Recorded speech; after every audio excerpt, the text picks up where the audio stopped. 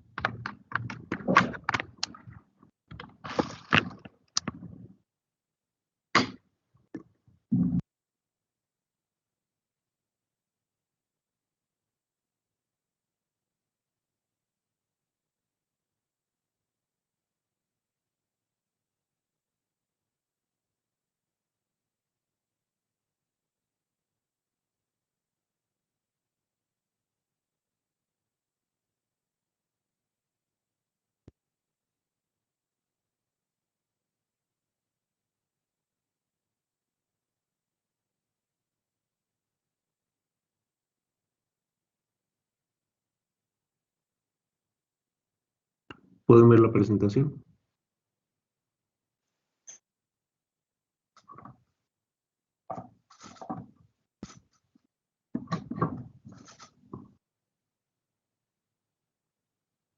Sí, Muy bien. Ok, vamos a terminar esta parte de polímeros.